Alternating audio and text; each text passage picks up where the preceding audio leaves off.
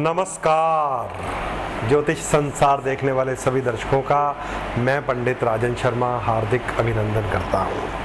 वे दर्शकों, बात साझी करनी शुरू की है आपके साथ शनिदेव की तुला राशि में वास की। शनि तुला में उच्च के माने जाते हैं। शनिदेव तुला में पूर्ण प्रभाव 20 अंशों पर जाकर देते हैं, जिसे उच्च शनि कहा जाता है। शनिदेव के उच्च होने से या शनिदेव के प्रसन्न होने से या शनिदेव को प्रसन्न करने से या शनिदेव के अनुसार चलने से हमेशा याद रखिए, हमारे काम कारोबार कभी बंद नहीं होते।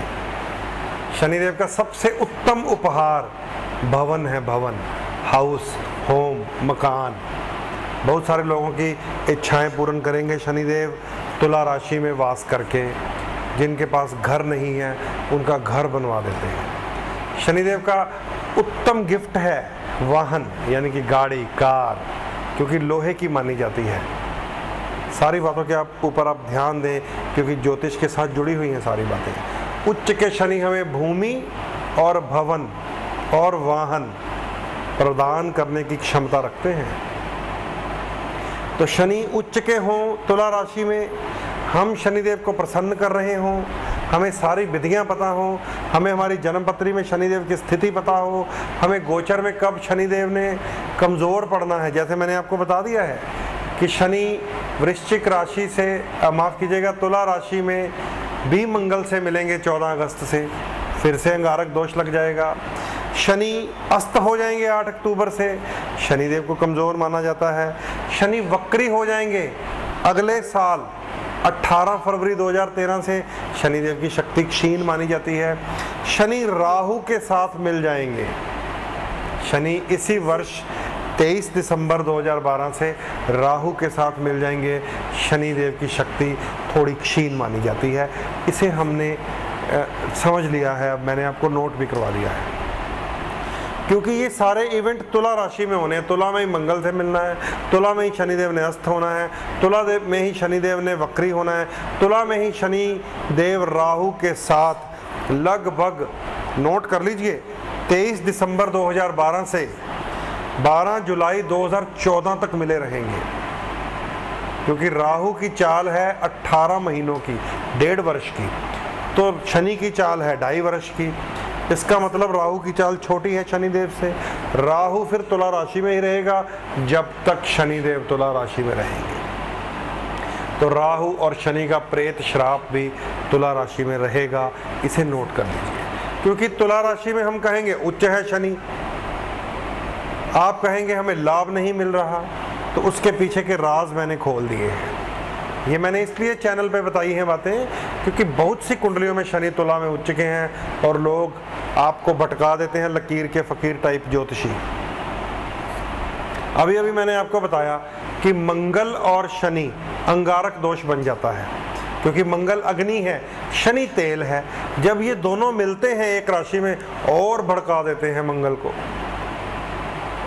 आपने इस बात को लाइव समझ लिया, क्योंकि पिछले दिनों में जितने एक्सीडेंट, अग्निकांड, ऑपरेशंस जितने हुए हैं लोगों के, उनकी जन्मपत्रियों ने बोला है, या मैंने आपको गोचर में पहले ही चेंज होते बता दिया था कि अग्निकांड, एक्सीडेंट्स बहुत होंगे। अब जब मांगलिक की बात करते हैं तो कई जन्मपत्रियों में ये लिख देते हैं लकीर के फकीर, जो किताबें पढ़ पढ़ कर खुद भी देखते हैं, दूसरों को भी किताबों में से दिखाने लग जाते हैं कि मंगल और शनि जहां मिल जाए मंगलिक भंग हो जाता है। दोस्तों, मंगल और शनि जहां मिल जाए अंगारक दोष बन जाता है, और भी मंगल प्रबल रूप से अंगारा बन जाता है। तो कैसे मंगल शनि भंग होगा, मुझे ये नहीं समझ आई इनकी बातें। इतनी किताबी ज्योतिष करते हैं कि प्रैक्टिकल लाइफ में मांगलिक आदमी परेशान है। इसलिए मैं यहाँ बैठकर चैलेंज कर देता हूँ कि मंगल को कोई ग्रह नहीं काट सकता, मंगल को कोई ग्रह कमज़ोर नहीं कर सकता। मंगल का किसी प्रकार से, किसी राहु के साथ मिलने से, गुरु के साथ मिलने से, शनि के साथ मिलने से, नीच राशि में होने से, गुरु की दृष्टि होने से मांगलिक कभी भंग नहीं होता। किताबी ज्योतिष में बिल्कुल नहीं करता, ना ही लोगों को किताबें खोल खोल के मैं दिखाता हूँ। इस बात को आप याद रख लीजिए, मंगल और शनि जब भी मिलते हैं मांगलिक भंग नहीं होता, मंगल और भटक जाता है। मंगल बृहस्पति को भी बोलने लग जाते हैं।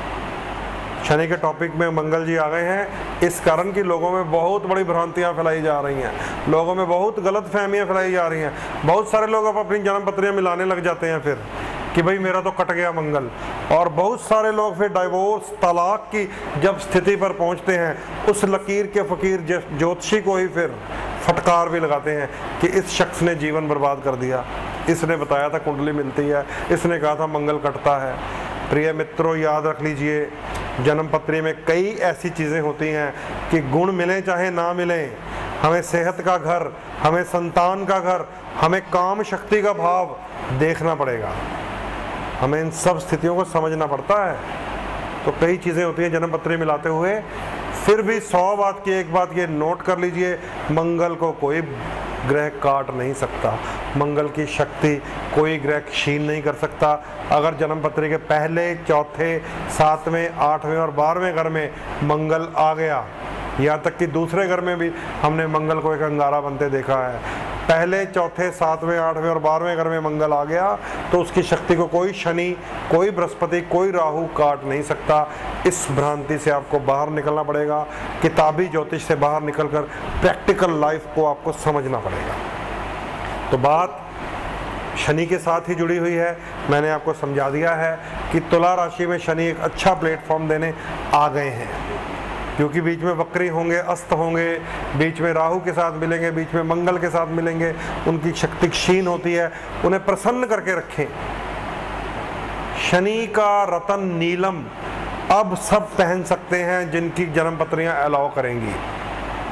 जिन जिन लोगों को हम लोगों ने या अन्य एस्ट्रोलॉजर्स ने उपरतन नीली दिए हुए हैं और उन्हें नीली से भी कुछ ना कुछ लाभ फायदा मिला है या अपने आप को वो स्टेबल महसूस करते रहे हैं, अब प्योर रतन नीलम पहनने का समय ये माना जाता है। दर्शकों, याद रख लीजिए, ये सारी बातें आपके साथ जो मैं साझी कर रहा हूँ, आपको इसलिए इस चैनल के माध्यम से, इस स्क्रीन के माध्यम से लाभ दिया जा रहा है, बताया जा रहा है, क्योंकि गलत फहमी नहीं होनी चाहिए। ये नहीं होना चाहिए कि मेरी पत्री में तो शनि उच्च है, मुझे कुछ मिला क्यों नहीं। ये नहीं हम देखते उसके ऊपर राहु की दृष्टि है, उसकी शनि की सूर्य के साथ युति है, शनि मंगल के साथ बैठा हुआ है। इस गलत फहमी में मत रहें कि शनि केवल तुला राशि में पहुंचकर सब कुछ कर देगा, ऐसा नहीं होता। हमें अपनी जन्म पत्रियों की सार सती देखनी पड़ेगी। जैसा कि मैं आपको बता चुका हूं, सिंह राशि की 7.5 कंप्लीट हो जाती है 4 अगस्त से, वृश्चिक राशि के ऊपर शुरू हो जाती है। वृश्चिक राशि का प्रबल शत्रु है शनि महाराज, क्योंकि ये मंगल की राशि है। वृश्चिक, तुला और कन्या राशि के ऊपर 7.5 नोट कर लीजिए। कर्क और मीन राशि के ऊपर ढैया नोट कर लीजिए, ये एक साइड इफेक्ट्स हैं।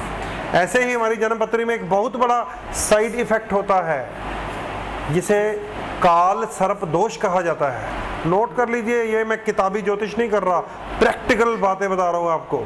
किताबी वाले कहेंगे ये क्या होता है, ये ग्रह बाहर आ गया, ये ग्रह अंदर हो गया, इतने डिग्री, इतने अंश। जिनकी जन्म पत्रियों में राहु केतु में सभी ग्रह एक तरफ हो गए, काल सर्प का लॉक उसे कहा जाता है। सभी ग्रहों की शक्ति बंध जाती है, उसे हमारी वैदिक ज्योतिष की भाषा में महापाप कर्तरी दोष भी कहा गया है।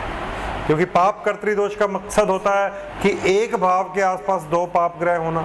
अगर सभी ग्रहों के आसपास राहु केतु आ जाएं तो महापाप कर्तरी दोष, नाग पाश योग कहा गया इसे, काल सर्प दोष। तो अगर काल सर्प दोष जैसा साइड इफेक्ट हो, शनि ग्रह की युति अपने शत्रु ग्रहों के साथ हो, तो बीच में शनि उच्च भी हो तो भी लाभ नहीं दे पाते। इसके लिए सबसे पहले हमें अपने सर्प दोष भंग करने पड़ते हैं। शत्रु ग्रह जो हैं उनकी शांति करवानी पड़ती है।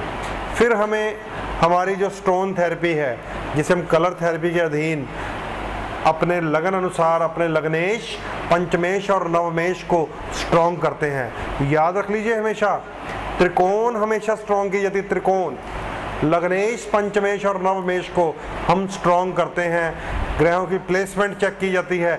अगर लगन पंचम नवम का स्वामी छठे, आठवें, 12वें घर में भी है तो षष्ठेश, अष्टमेश और द्वादशेश के उपाय किए जाते हैं ताकि हमारे लगन पंचम नवम के ग्रह को शक्ति मिले और उनका एक त्रिशक्ति बनाकर अपने गले में या त्रिरत्नों के रूप में अपने हाथों में, अंगूठियों में पहनकर उनकी शक्ति को खींचा जाता है।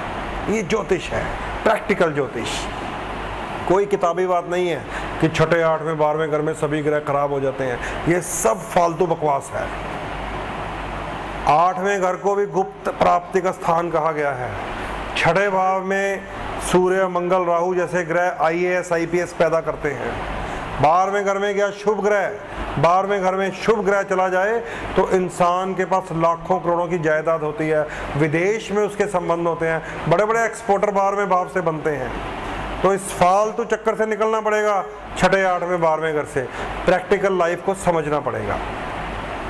हर खाना, जन्म पत्री के 12 खानों में से हर खाना किसी न किसी खाने का छठा भाव है। अष्टम से अष्टम थ्योरी को अगर हम समझें तो हर खाना किसी न किसी खाने से 8वां भाव है। हर खाना किसी न किसी से छठा, 8वां, 12वां त्रिक स्थान पड़ता है। तो इस प्रकार तो हम किसी भी भाव को अपना शुभ नहीं कहेंगे। तो ये किताबी बातें हैं ना, जो किताबों में इसलिए लिखी गई हैं कि आप बेसिक समझो, शोध करो, प्रैक्टिकल को जानो, तो लोगों को ज्ञान दो, तो गाइडेंस दो। ये नहीं कि मंगल शनि से कट गया, मंगल गुरु से कट गया। मंगलिक को कोई नहीं काट सकता। नोट कर लीजिए, किताबी ज्योतिषी आपको जो मर्जी बताता जाए। राहु केतु के काल सर्प दोष में बाकी ग्रहों की शक्ति लॉक हो जाती है, क्षीण हो जाती है, कमजोर हो जाती है। इसे नोट कर लीजिए। राहु केतु में से लगन का शत्रु ग्रह बाहर भी आ जाए तो भी काल सर्प दोष डबल रूप से प्रभाव देता है। इसे नोट कर लीजिए। राहु या केतु के साथ किसी ग्रह की युति हो जाए, वो चाहे अंशों से बाहर हो या अंदर, पितृदोष कहलाता है। इसे भी नोट कर लीजिए।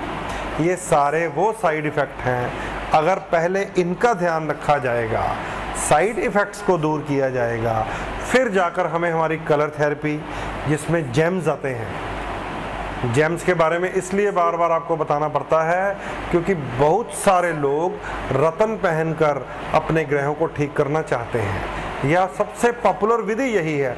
आप किसी ज्योतिषी के पास जाएंगे, हाँ भैया बड़ा अच्छा शनि है, तुला में नीलम पहन लो, वाह वाह वाह, बुध उच्च पड़ा हुआ है, पन्ना पहन लो, बृहस्पति बहुत अच्छा है, पुखराज पहन लो। ऐसे स्टोन बेचने का धंधा किया जाता है। ज्योतिष में स्टोन रेफर होते हैं, स्टोन सेल होते हैं, एस्ट्रोलॉजर ही देता है।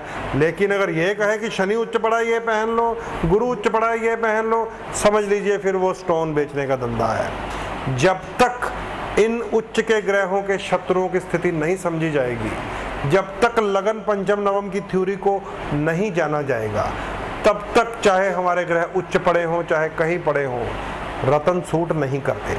इसलिए पहले उन ग्रहों की शांति करवाई जाती है जो लग्नेश, पंचमेश, नवमेश के एंटी हों, फिर जाकर इन ग्रहों को रत्नों के रूप में धारण किया जाता है। शनि का रत्न नीलम, जिसके बारे में बड़ी भ्रांतियां हैं, बड़ी गलत फहमियाँ हैं। ये राजा से रंक बना देता है, रंक से राजा बना देता है। ऐसा कुछ नहीं है दर्शकों, ऐसा कुछ नहीं है। ये अपने लगन वाले मित्रों को सूट करता ही है। दैत्य लगन वाले जितने भी मित्र हैं, जैसे मिथुन लगन, कन्या लगन, वृषभ लगन, तुला लगन, मकर लगन, कुंभ लगन, इनको सूट करता है। अगर ये स्थिति समझकर पहन लें तो राजा वर्ड तो मैं यहाँ यूज नहीं करता, शनि मजबूत लाभ जरूर देता है और ये शत्रु ग्रहों को रंक बनाता ही है। अगर मेष लगन वाला, वृश्चिक लगन वाला, सिंह लगन वाला, कर्क लगन वाला जो शत्रु है शनि के, वो नीलम पहनेंगे तो वो उसको भिखारी बनाएगा ही बनाएगा। इसलिए ऐसे कोई वहम नहीं है कि ये राजा बनाता है या रंक बनाता है। अगर टेक्निकली हम सही पहनेंगे स्टोन को, अगर हम अपने लगन अनुसार अपने रतन को पहनेंगे तो सुच्चा मोती भी आदमी को राजा बना देता है। इसमें नीलम को किसी वहम में मत डालें, क्योंकि शनि तुला राशि में उच्च का प्रभाव देंगे। नीलम रतन पहनने का ये समय है, बस इस टेक्निक को समझकर पहने, आपको ये लाभ देगा ही देगा। इसलिए दर्शकों, इस टेक्निक को जानने के लिए आप मुझसे मिल भी सकते हैं। स्क्रीन पर मेरा नंबर आ रहा है, उस पर आप कॉल करके सारी जानकारी हासिल करके अपॉइंटमेंट लेकर मेरे साथ बात करके मुझसे अपनी अपॉइंटमेंट फिक्स करके अपनी जन्म पत्री दिखाकर अपने रत्न प्राप्त कर सकते हैं। विशेषकर नीलम रत्न के बारे में जो मैं आपको बता रहा हूँ, इसलिए क्योंकि 30 वर्षों में शनि एक बार उच्च होते हैं और नीलम अगर इन दिनों में धारण करके लाभ ले लिया जाए तो अगले 50 साल की रोटी खरी हो जाती है। ये सब बातें रूबरू करेंगे, इसके लिए आप अपनी जन्म पत्री मुझे दिखा सकते हैं। इजाज़त दीजिए, कल फिर मिलेंगे। नमस्कार।